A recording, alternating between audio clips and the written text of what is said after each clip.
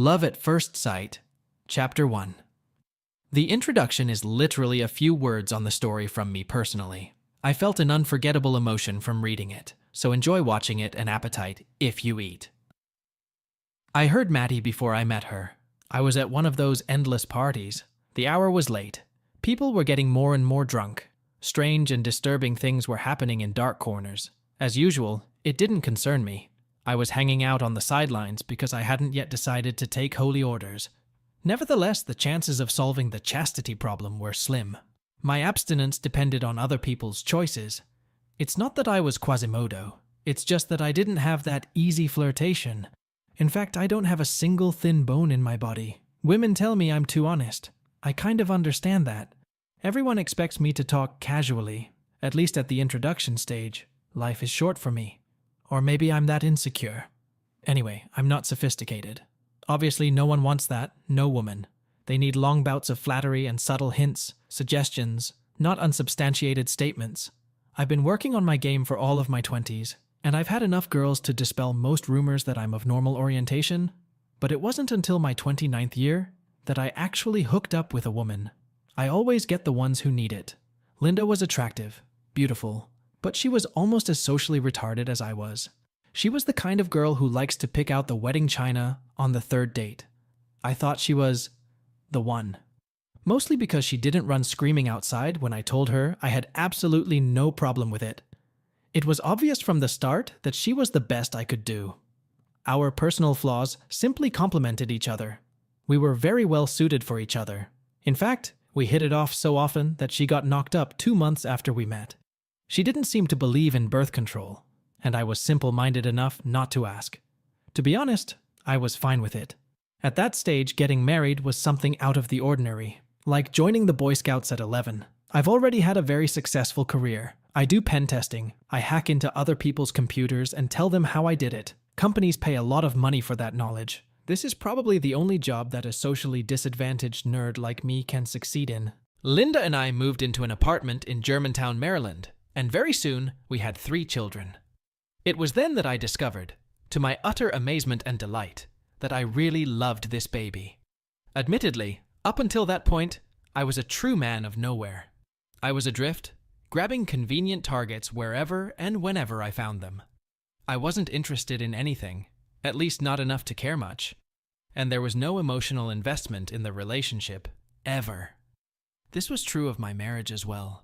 Bill Jr. made a difference. I knew I was hooked on him as soon as I saw him. I spent most of the first few months of his life just playing with him. I would do anything to see Billy smile. Most of my work took place in the virtual world, so I was in the apartment more often than Linda was. She had a big job at Nest, which was just down the road in Gaithersburg, and she was gone from morning to night. I didn't care because I had my baby and my very well-paid cyber universe with zero knowledge. In fact, Linda has always been more of a neighbor with benefits than a wife. I don't know what I expected from this arrangement, but what I did get was divorce papers.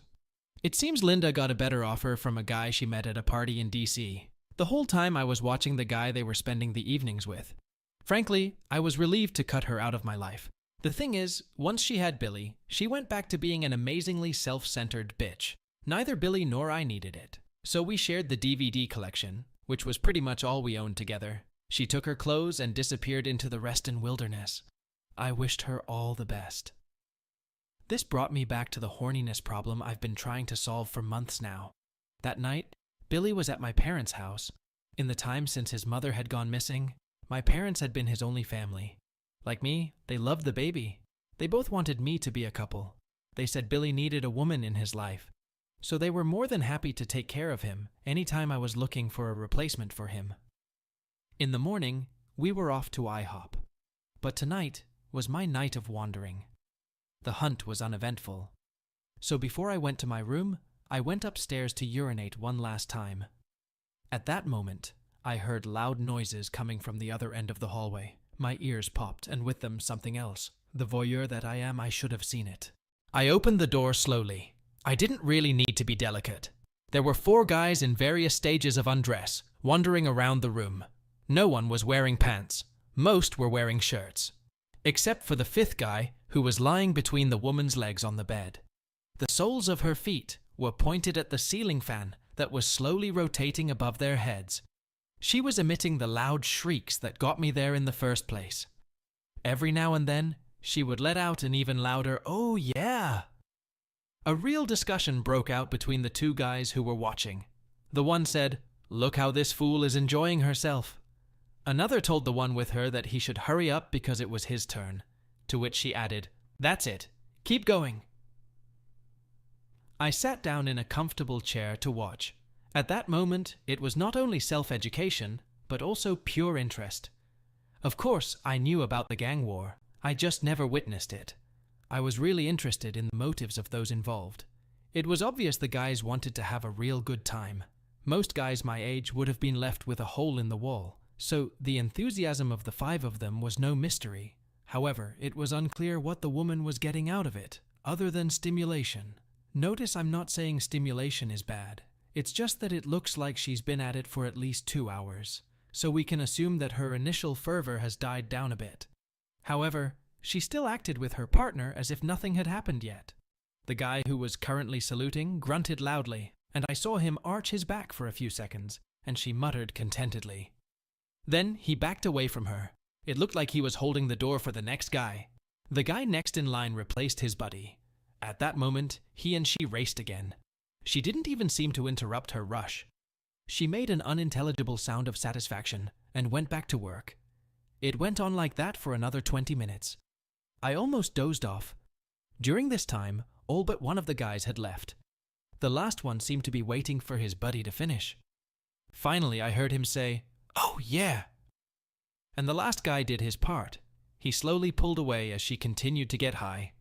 Then he started to get dressed. He did it leisurely, like he was getting ready to go to work. She was still lying there. Both guys walked away, bantering with each other about their performance. It was a really touching moment. She lay quietly on her back with her knees tucked up.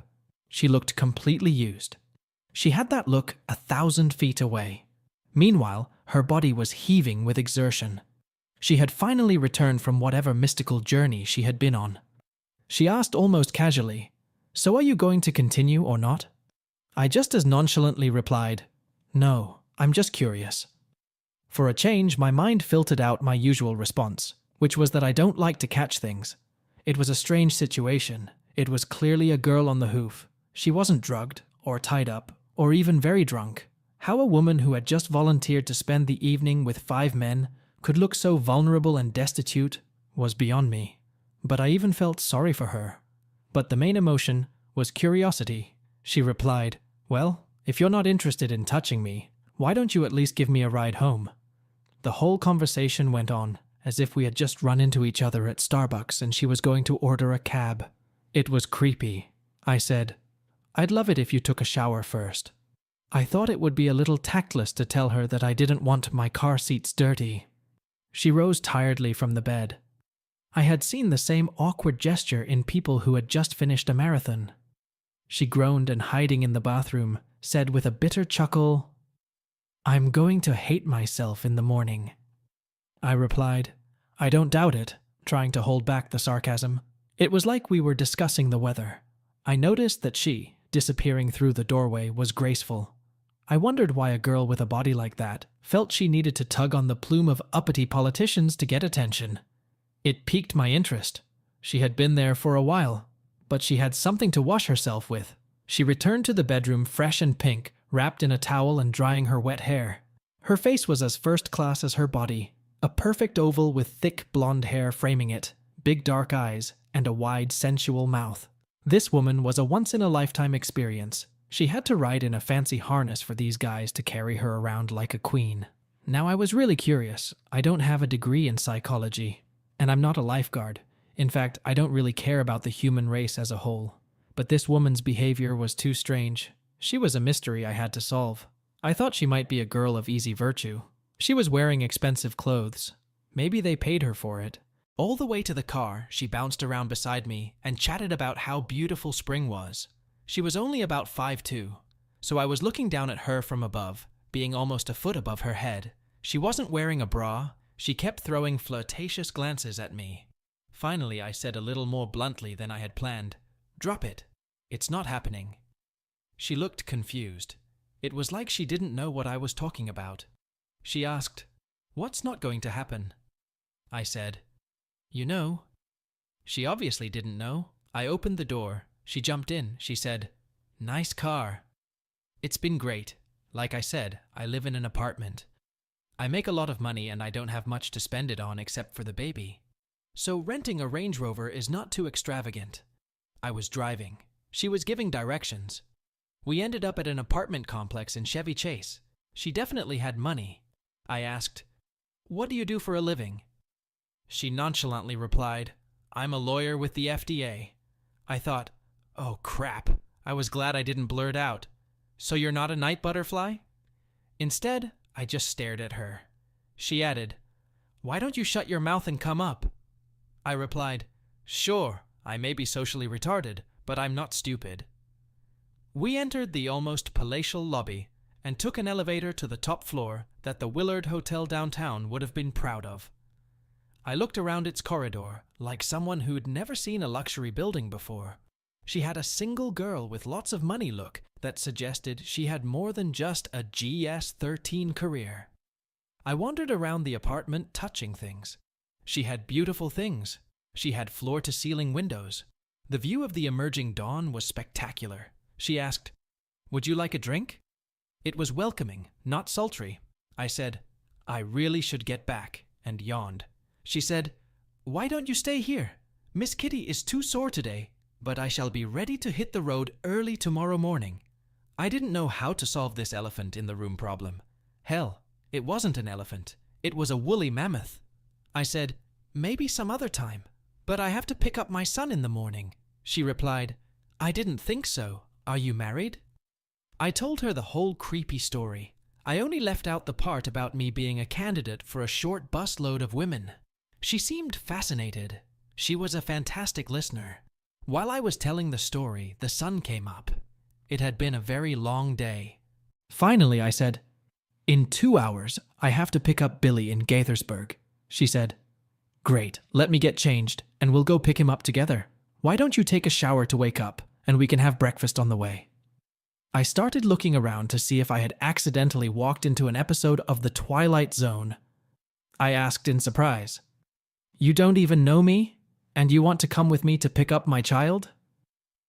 I didn't bother to add that I was a little embarrassed by her attitude. It wasn't like we were buddies. In fact, we didn't even know each other. After what I had just witnessed, I might be all too familiar with her physiology, but I didn't really know her name. I said, "I don't even know your name." She replied, "It's simple. It's Maddie, short for Matilda." I thought her parents must have had an exquisite sense of humor. Then, without missing a beat, she added, "I love kids. We can take him to the Washington Zoo. The pandas are out there now." I didn't react in any way to this proposal. I had the feeling that with this woman, I was in the proverbial creek without a paddle. She may have had some very strange evening practices, but she was a force of nature. What she said made practical sense. Given time, I could drive directly to IHOP from her house. Her toilet looked like it belonged in the Taj Mahal. In fact, the pot gave new meaning to the term throne.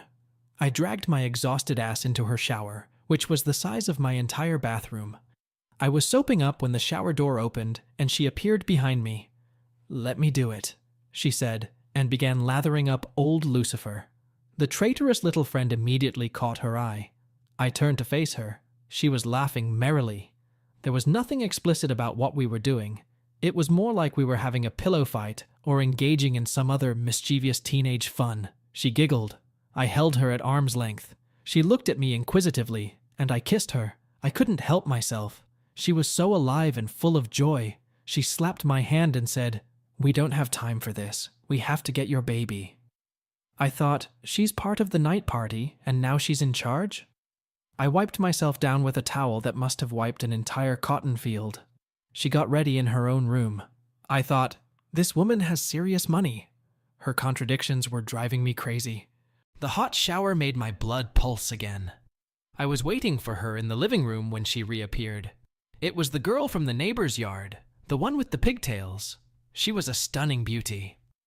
I couldn't reconcile the fresh, washed-out look with the queen of the bunch from a few hours ago. The puzzle was getting more and more interesting. We walked back across the hall and out to the car.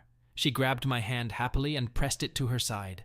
It was an act of possessiveness, almost as if she had adopted me as a boyfriend. As we walked across the parking lot, all I could think about were the 5 guys she'd been with last night. There was a struggle going on in my head. I couldn't reconcile my feelings. She should have disgusted me. But instead, I was overwhelmed by the comfortable ease one feels with a longtime friend and companion. She reinforced this thought with her cheerful familiarity. I went to the IHOP in Gaithersburg.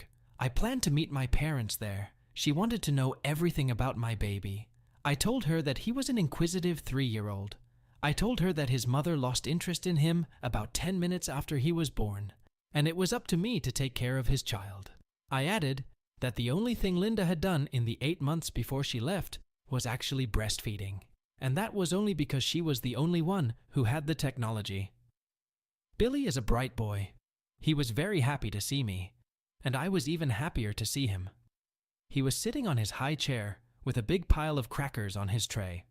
My parents sat together on one side of the booth, waiting for me to arrive. I, along with Maddie, slipped into the house across from them. They looked confused, I realized. Needless to say, they'd never seen me with a woman as attractive as Maddie. At least not one who seemed to have the slightest interest in me. Maddie acted like we always spent Saturdays together. I wondered if I had witnessed another case of the gears slipping. My parents just stared at her, like she was going to apologize and leave as soon as she realized she'd gotten into the wrong booth. Meanwhile, she was already fooling around with Billy. Billy is usually very shy. I expected him to start crying. Instead, he looked puzzled, and then some little switch in his brain's mommy recognition center flipped. He grinned his brightest grin and held out his arms to her. He wanted to be taken in her arms and hugged. Maddie took him in her arms, and the two of them smiled and cooed at each other. The other 3 people in the booth looked stunned. I was excited, but I had the composure to say, "Mom and Dad, I want to introduce you to my friend Maddie." She smiled politely at my parents and went back to playing with Billy. She was absolutely wonderful with children. She told me she was like that, but I didn't believe her. I thought, okay, I can see that she's smart enough to be a lawyer. I could see that she's a night butterfly, even if she's too pretty to be used that way. But where does this motherly concern come from? Billy looked like he wanted to go home with her. My son was clearly much faster than his old man, and this at the ripe old age of 3. Of course, Billy didn't have his old man's long track record of failures that would have affected his perception.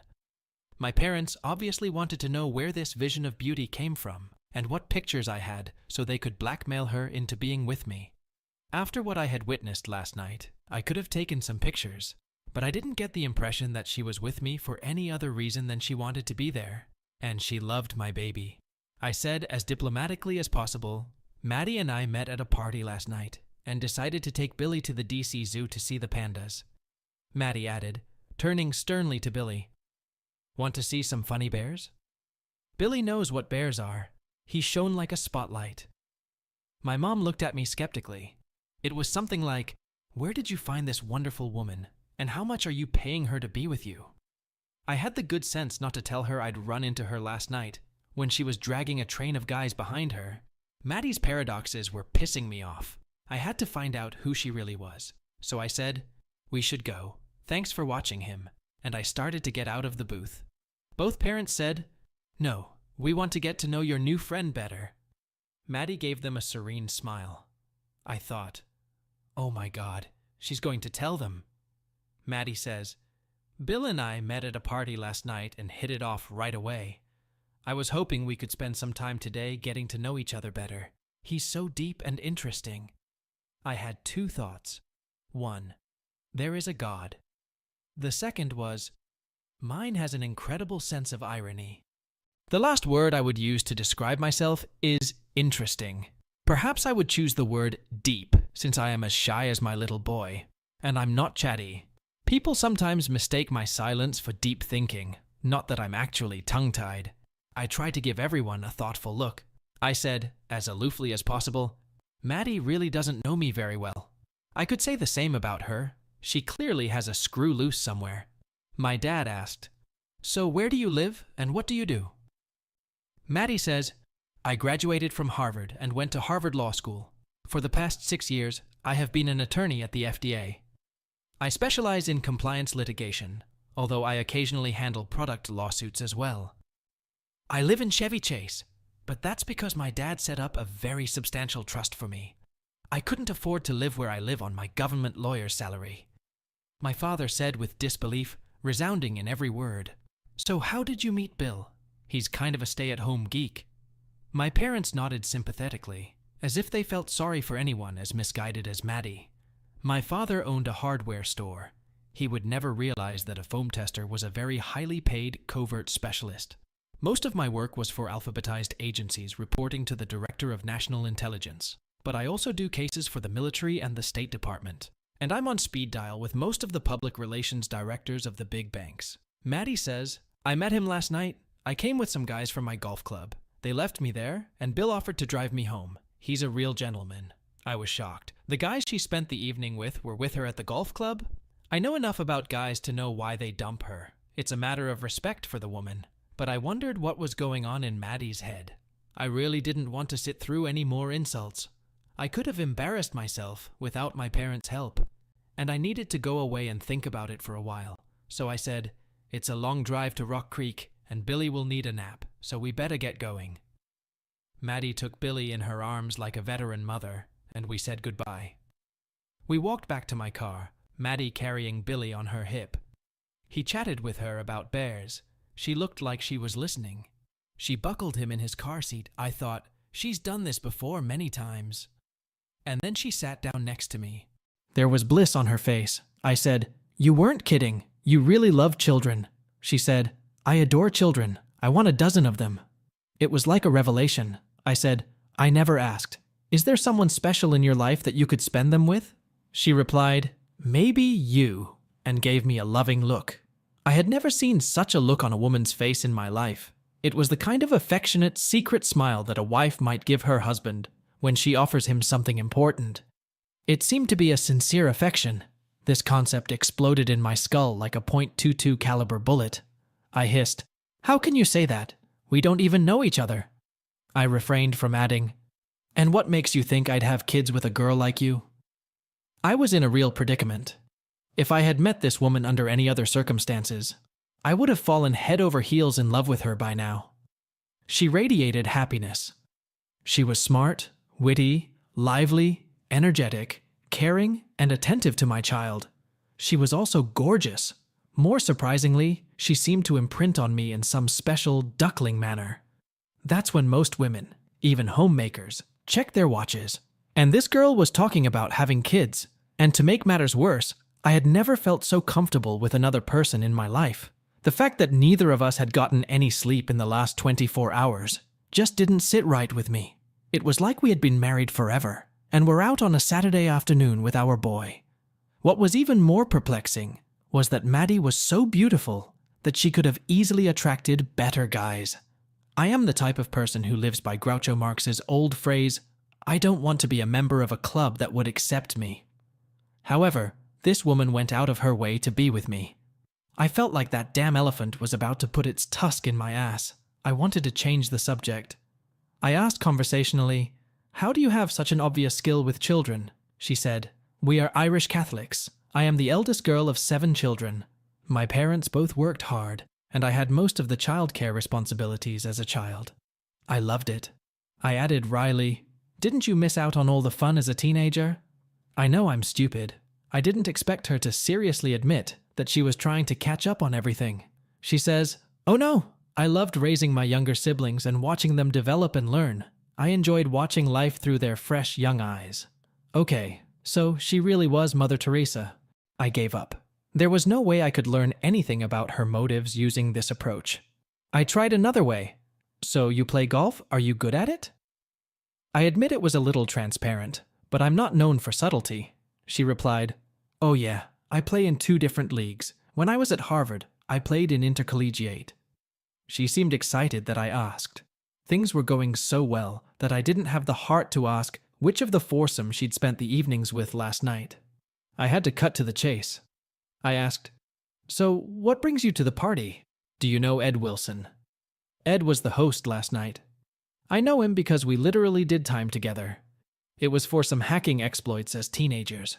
It was just a few days in the county, and our records were deleted after a couple years. At that point, our paths diverged. I went into commercializing my skills, and Ed went into selling weed. 15 years later, he was still ahead of me financially, but my profession had a longer-term perspective. She asked puzzled, "No, who is he?" I said, "He's the one who threw the party. Who did you come with?" She said, "I came with Charlie Schneider. He and I worked together at the FDA. I almost said out loud, "I?" She clapped herself on the forehead and said, "Oh yes, now I know who he is. How do you know him?" Charlie told me he supplies most of the weed for the federal government, or at least for the areas where I work. I knew it was an innocent question, but I was seriously on the defensive. I decided that my persistent questioning of her about last night could wait until a more appropriate time. We were crossing the Klingle Valley Bridge. I said to change the subject, "Look, Billy, there's a zoo." Billy made excited noises as we pulled out of Connecticut into the zoo parking lot. Maddie took him out of his car seat and carried him on her hip all the way to the entrance where we rented a stroller. She had great round hips. There wasn't a man who didn't notice what was in her jeans. From the way she talked to me and Billy, any stranger looking at us would have assumed we were a young married couple on an afternoon trip to the zoo. It was an absolutely marvelous day. She made Billy the happiest boy in the world. I kept up with her. She had a million cute little observations about animals. She balanced her attention to both of us perfectly. Since I love Billy with all my heart, her concern for him was confusing to me. She was so gentle and loving with him that it was hard for me not to fall in love with her. It seemed like a very bad idea, knowing what I knew. However, if there was a more ideal partner out there, I didn't know where to find her. My reasoning was, it doesn't matter how potentially promiscuous she can be in her spare time. What matters is how she makes us feel when we're together. Of course, I also realized that a woman who was so casually and skillfully spending time with 5 strange men would surely break my heart if I let her in. I wanted to ask her if her workmate Charlie was one of the people she was with. I wanted to know how the whole story started, and I really wanted to know what motivated her to do something like that. She was just better than that. Unfortunately, none of that happened. It seemed like she ended every date by dragging a trail of guys behind her, like a peck on the cheek at the door. I didn't think it was a submission or self-perception issue. She was a completely whole person, determined and upbeat. Like sports night was one of the many things she was good at. I thought, maybe this is the explanation and we can move on. At that moment, my little voice snorted contemptuously and said, "You really are a weenie, aren't you?"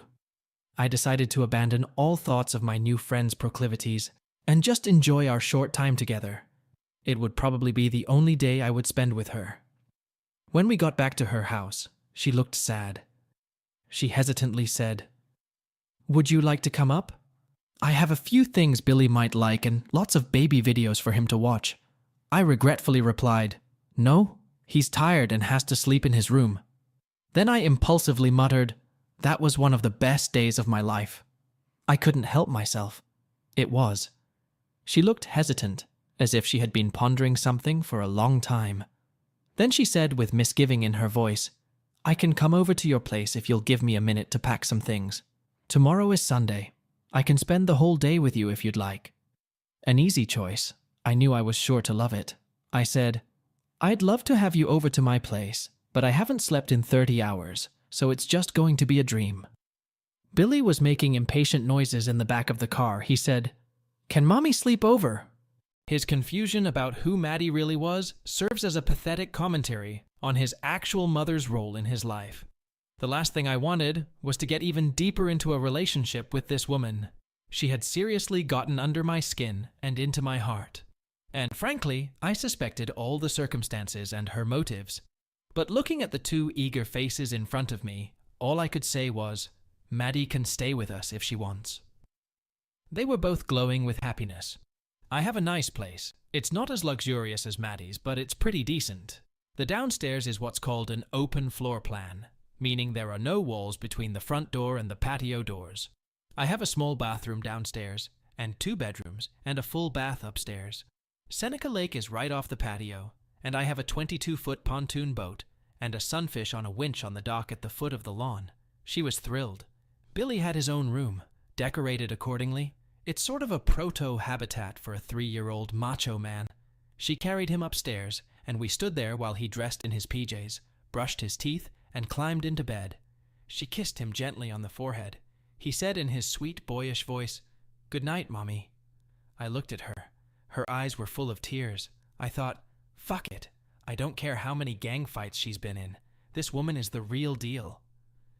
We went back downstairs. She looked radiant. I said, "Would you like a drink?" She replied, "No, I'm very sleepy. Can we go to bed?" I said, "Sure. Why don't you sleep there and I'll sleep on the couch?" She looked at me like I was an idiot. She replied, "No, silly, I want to sleep with you." I said, "We're only sleeping, aren't we?" She reiterated, "Only sleep tonight." I started worrying about STDs again. My little voice laughed at me. It said, "Okay, now you're going to hear this story from at least 5 AKC-bred cockhounds, but they have antibiotics for most of these diseases, and if you die of AIDS, it will be worth it." We went upstairs. I slept in my boxers, so I threw off my jeans and shirt and climbed in. She came out of the bathroom in a linen suite. She had long, muscular legs that seemed to stretch 90 feet or so. They were incredible. I already knew what they looked like last night. But it was like listening to the opening notes of Beethoven's Ninth. It still thrills you every time you listen to it. The nightgown was off-white, frilly, and looked modest, though there was nothing underneath. I marveled. She said, "Do you like it?" I wanted to play it cool. I didn't say anything, but the puddle of saliva on my chest probably gave me away. I have a big bed. Linda slept very soundly. She tossed and turned all night like a hunted tuna. So the money I spent to maximize the space between us was worth it. Unless, of course, I wanted to sleep. Maddie made herself comfortable on the bed and pulled herself close to me. As it was, most of the bed was unoccupied. We were lying on our backs, our shoulders touching. She said tentatively, "Good night." I could sense that she was nervous. I impulsively rolled to one side and kissed her gently on the lips. She sighed slightly and then opened herself completely to me. It was just a good night kiss, completely innocent and tender. Yet it was a complete giving of herself. There was not the slightest hint of promiscuity in the kiss itself. But when she kissed me, she was completely and totally there in that moment. I got the feeling that in that moment there was no other person in her world but me. It was like she was affirming her connection. The love kiss was disturbing. It upset me for 2 reasons.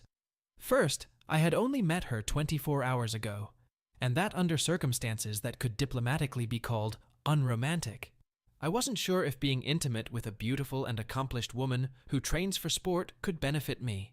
Even worse, the closeness and tenderness of her lips was pulling me into a frightening dark place. I was beginning to feel too comfortable and close to this woman. It was a dangerous situation. After all evidence pointed to a possible emotional catastrophe. With these thoughts in mind, I turned off the light. Then the morning came. I heard my little boy start to move in his room. Maddie was lying almost completely on top of me. One of her arms was thrown across my body. Her bundled head rested under my chin, and one leg was thrown over mine. For such a voluptuous woman, she was light as a feather. I thought, maybe she has hollow bones like a bird. She made rhythmic sighing sounds in her sleep. I carefully crawled out from under her. She stirred and went back to sleep, lying on her back. She looked like Snow White waiting for her prince. I leaned over and kissed her gently on the lips. She woke up like a cat. As soon as her eyes opened, she was fully aware of her surroundings. I stood there almost dressed.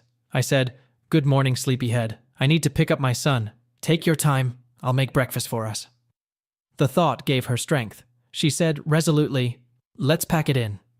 She jumped out of bed. Her nightgown had been pulled up as she slept, and the glimpse of a gorgeous leg and taut, muscular sides gave me other thoughts.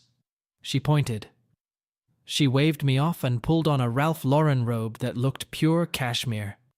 She said with a laugh, "Later," and we went in together to get the baby. Billy stood up in his new big bed. He said with absolute delight in his voice, "Mommy, you didn't leave," and threw himself into her arms. She wrapped her arms around him, kissing the top of his head. She whispered to him again and again, "I'll never leave you, my little boy." It was a moving testament to Billy's personal suffering. Billy needed his mom. It was really pathetic. I looked at Maddie. She saw the pain in my eyes, and I saw something very disturbing in her eyes. She looked at Billy and me with the same unwavering devotion with which a woman looks at her family. In that moment, she became the most important person in Billy's life. It was as if she had always been Billy's mother and my loving wife. Of course, that wasn't true. And it was problematic. This would have been one of those moments that Kodak captured. That's if I had dated her in high school, married her in college, and made this wonderful baby with her. Then I would have known I could trust her, that she wouldn't betray us. But that's not what happened in reality. Up until that point, she had been an absolutely reliable, commendable friend and companion, as well as a loving and caring caregiver for my son. She was a woman's beginning. She was nurturing and comforting. She was the rock on which our family's happiness rested. We both needed her. If it were just me, I wouldn't hesitate to buy into this fairy tale. I'm a nerd. And because I live mostly in my head, I am relatively immune to harm in the real world. Unfortunately, my little boy had put his love and trust in her. I knew that what I was feeling was most likely an illusion, an artifact of the strange behavior of the woman who was now standing next to me and cradling my child in her arms. But the thing was, I had only met her 2 days ago, and it was in a way that didn't inspire confidence. What it really meant was that I had no idea who this person really was. Logic told me that putting our happiness on the line for her emotional stability was suicide.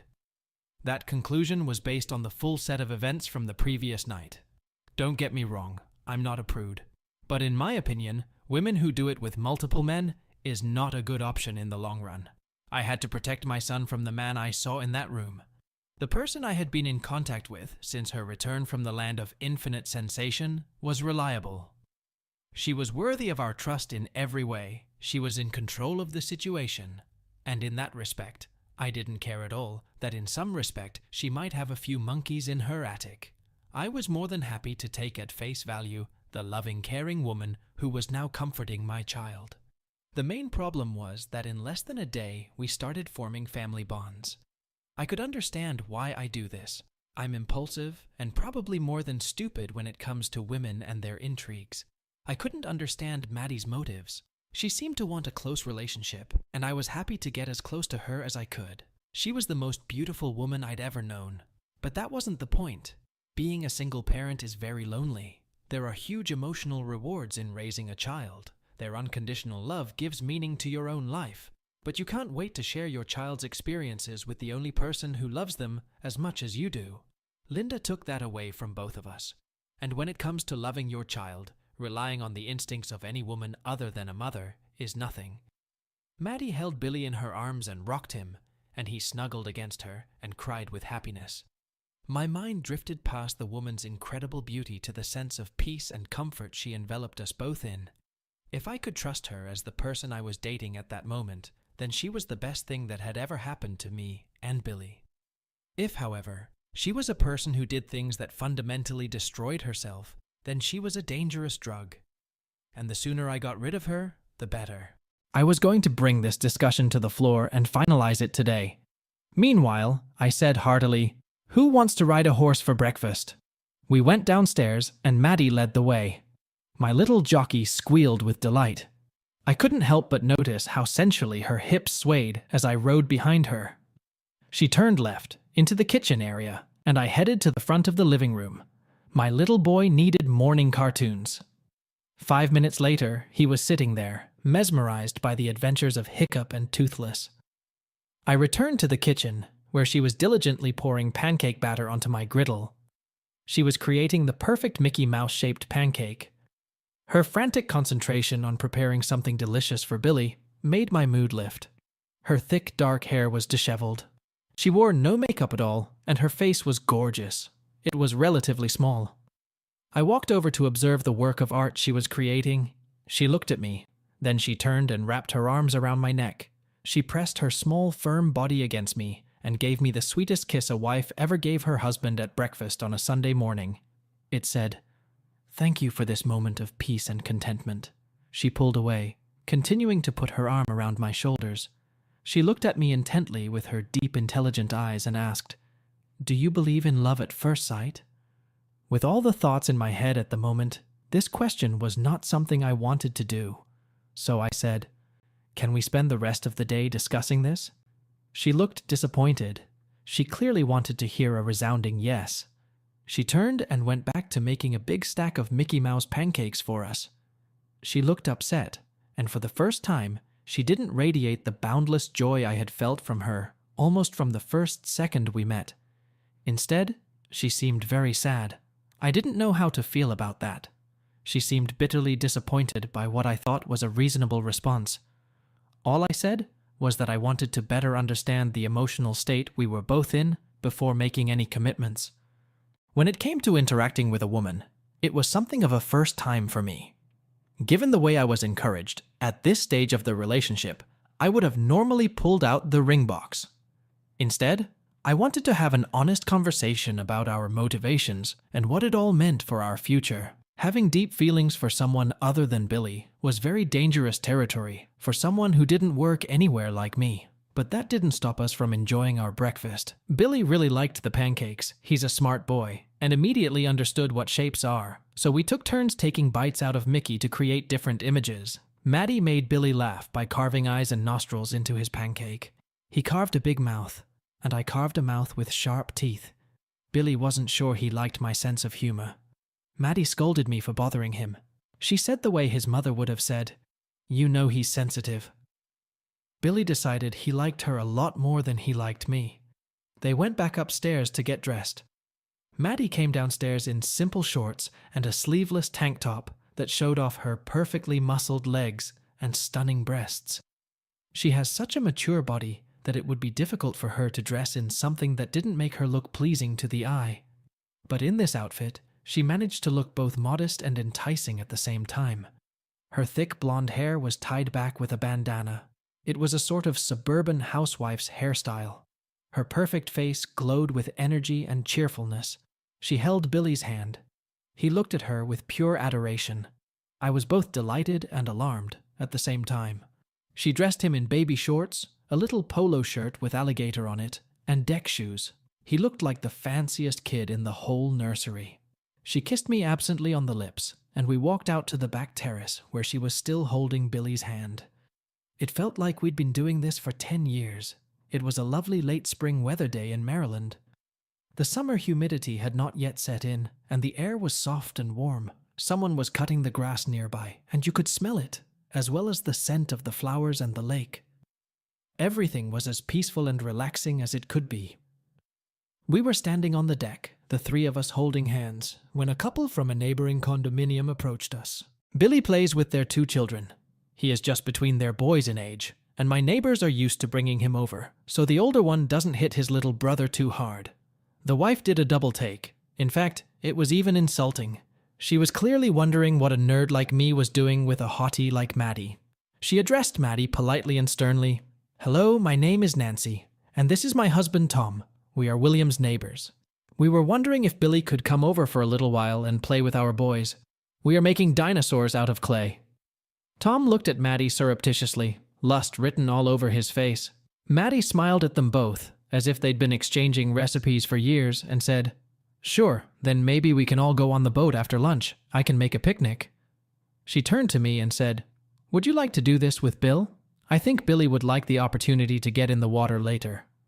It was the kind of move that a wife would make to her husband, and the only acceptable response to which would be, "Sure, honey." When they left, I said, "Let's go inside." She nodded curtly. Her whole demeanor changed. Until that moment, she had been a loving wife. Now she was a tough government lawyer. I thought, maybe she's a human chameleon. She made us both a cup of coffee. She sat down across from me and looked at me expectantly. I thought, damn, this girl is good. She just put the ball right on my side. I said, "You asked me if I believe in love at first sight." I answered that I wanted to talk about it because the truth is that I have never met anyone like you. I've always been a person who always goes out of my way, and I've learned to regret that behavior. The simple answer is that I believe we have that level of personal intimacy, familiarity, comfort, and affection that is inherent in people in love. All of this happened after only 36 hours, which bothers me. But I can overcome my anxiety if you share the same feelings as I do. You are incredibly beautiful and incredibly attractive. However, that is not what draws me into your orbit. It is the sense of camaraderie I share with you. I have no idea why I feel this strong connection, but it's like we've been married forever. I don't consider myself good enough for a woman of your caliber. I really don't know you, and I have no reason to trust you. But honestly, I feel such a deep connection to you that I would have already proposed marriage if it were just me. The indescribable joy that flashed across her face was tempered by the next thought. She replied, "I don't understand. There is no one but you." I said, "No, it wasn't. Billy's mom walked out of his life when he was 8 months old. He's been pining for his mom ever since she left. If I let you into our lives and things didn't work out, I'd survive. I always do. But losing 2 women he trusted would be a disaster for him. He already loves you." She began to cry softly. I was genuinely puzzled. I said, "What?" She said, "You two have made me happier than I have ever been in my life. You don't realize how lonely it is to be me. Guys either want to lure me or want something from me. To all of them, I am nothing more than my looks, my position, or my wealth. No one has ever asked me what I need or want in life, except you. I knew you had changed as soon as I opened my eyes and saw you sitting here. I also know what the state you found me in looked like. It was exactly what you think it was. I finally recognized that there were no white picket fences for a woman like me, and then you showed up like a genie out of a bottle and granted my every wish." I was completely sober and in control of the situation when Charlie started his infantilizing games. At first, it was just him. Then I realized that all of his friends were in the room. He must have planned it all out before he took me there. He likes to brag about how I'm spending my time. I had never done anything like that before. I was absolutely disgusted with all of them and myself. All I could think about when it started was, if that's how they see me, then I can put up with this program. I was just a doormat to them, and they were men to me. And it doesn't matter what any of you deluded boys think of your precious winks. To all women, a man is just a stick, to paraphrase Shakespeare. I have no idea what was going on in their pea-sized brains when they touched me, but I know what was going on in mine. You have to understand that I wasn't drugged, drunk, or victimized by their male advances. I just lost all hope. I love this business. I can amuse any man to the point of unconsciousness. And now I know I can do it with 5 of them. And my only thought when I came back after 14 bursts of emotion was, is this really it? It was the absolute end of the road for me. I understand that statement very well. I have found myself at the end of the proverbial road many times. And in most cases, the light at the end of the tunnel was ahead of the rushing locomotive. She said, "It was the lowest moment of my life. Then I saw you sitting there. You didn't know anything about me. But you were kind and considerate and caring, no matter what kind of girl you thought I was. And you clearly loved your child. You were everything I was missing in my life." And I couldn't have experienced a greater contrast in the hours that have passed from the moment I finished my little fornication trip to this moment as I sit here with you. I went from debilitating self-loathing to a completely satisfied sense of self-worth and happiness. In many ways, I have become a different person in the past day. My life has found meaning in your world, with you and this little boy. I love you for that with all my heart. I don't want any of that to go away, and I will do anything to keep our budding connection alive. I know it's ridiculous to feel the way I feel in such a short period of time, but deep down, I also know it's the right thing to do. That's what I was talking about when I asked you if you believe in love at first sight. I sat stunned. Sitting here in the breakfast nook, I had a very clear idea of how we'd gotten to this point. It was brutal honesty on her part, but I could really see it. I wasn't born yesterday either. I could accept that a woman like Maddie was a highly skilled and practiced athlete. She was red hot to the core. The kind of passion I'd seen in the bedroom wasn't unusual for her, even if her volume was. It was a fact, and I had to accept it. But she also gave me a compelling reason to trust her future commitment if we were going to build a life together going forward. I also realized why my first impression of her was of her utter helplessness. I still had a hard time accepting that she had humiliated herself, but I could also understand that you do self-destructive and stupid things when you think you've come to the end of the road. From this perspective, I believed that what I witnessed were the actions of a lost soul, opposing its destiny, and nothing more. She followed all the rules. She was a smart and beautiful honor student who touched all the obvious basics without thinking about what it meant for her in the long run. She was gifted athletically. She was an honors student. She had a trophy career. She was a woman of taste and culture and had plenty of money to spend. She was also the most attractive woman in any room. Every man who saw her wanted to meet her, and she loved it. In fact, she was exceptional at it. I knew this firsthand. Every woman worth her salt wanted to be in her shoes, but she was clearly a woman who wanted something different than the life she had carefully constructed for herself. The thing is, she felt unsatisfied. She probably didn't even know why she was so depressed. She probably spent her days thinking, "What did I do wrong? Why am I so unhappy?" It must have seemed distinctly unfair to her. Of course, this was because the life she was living didn't match her true nature. To put things in perspective, she was raised in a large family and was the main helpmate to her siblings. This must have shaped her into someone completely different from the rich, self-centered fool that one would expect from such a beautiful and intelligent girl as Maddie was. Essentially, she wanted meaning and reward in the form of a loving family. And that's what normal people usually want from life, not the high life and lots of anonymous nights out. Actually, it wasn't that hard to believe. As the great American philosopher Dean Martin said, "Everyone needs someone at some point." Her love for her children was obvious without her saying so. I had concrete proof. You can't argue with a 3-year-old when it comes to recognizing a caring woman. That's because 3-year-olds don't yet have the cynic filter installed.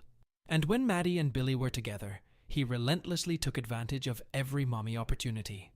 He had no doubt what kind of person she was. Moreover, even though they both worked, her mother and father must have maintained a close relationship. She had to learn friendship from someone. She was good at all those gestures of affection that a woman uses to show a man that they are living the same life. And I don't think the FDA has a drug for that yet. You may say, yes, of course it's all an act. But if it is, then the obvious question becomes, why me? I think I was just in the right place when she found herself at the end of the road. And my particular style of routine matched her needs at that moment. The fact is, everyone has to be lucky at least once in their life. I'm pretty sure I don't possess any of the characteristics of the men who usually populate her world. I'm not rich, successful, or particularly handsome. But I am honest and forthright, and I lead a relatively simple and fulfilling life with a wonderful child. Moreover, I actively avoided trying to get into her pants, which must have been a first for her. It wasn't done for any moralizing. I'm just as excited as the other guy. I was just afraid of what would happen if I did it. Sometimes not being cool enough takes its toll. So I guess I understand why she sat at my kitchen table on a gorgeous Sunday afternoon and looked at me with fear and anticipation. I said as casually as possible, "I share your feelings unconditionally." The expression of relief and happiness on her beautiful face is one I would like to keep until I am very old. I added, "I know everything that's going on between us is true, but we have a lot of catching up to do, because if you look at it from a practical point of view, we are much further along in our feelings for each other than any sane person could be after only 36 hours.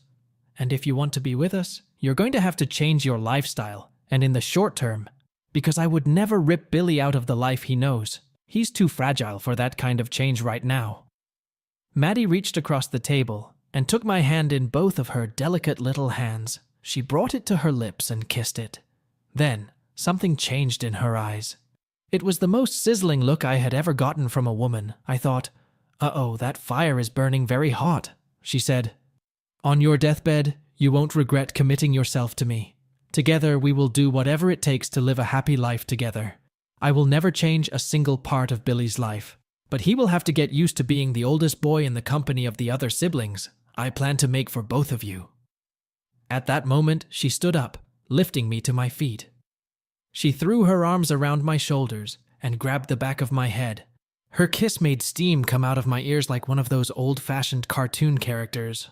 Ladies and gentlemen, welcome to the end of this wonderful chapter. Before we move on to the next chapter, let's take a moment to reflect on the psychological roller coaster we've just experienced. But first, Let me also remind you of our Patreon, where the full uncensored version of this story has already been released. Feel free to drop by. And now, about the story.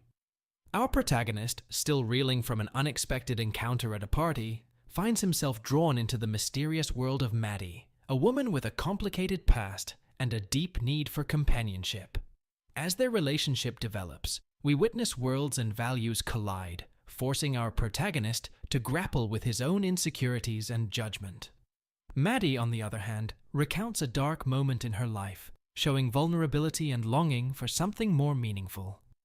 Now that they are promised a future together, they stand at a crossroads, facing the need to connect their lives. Can they overcome the stark differences in their backgrounds, or will the shadows of the past cast doubt on their budding bond?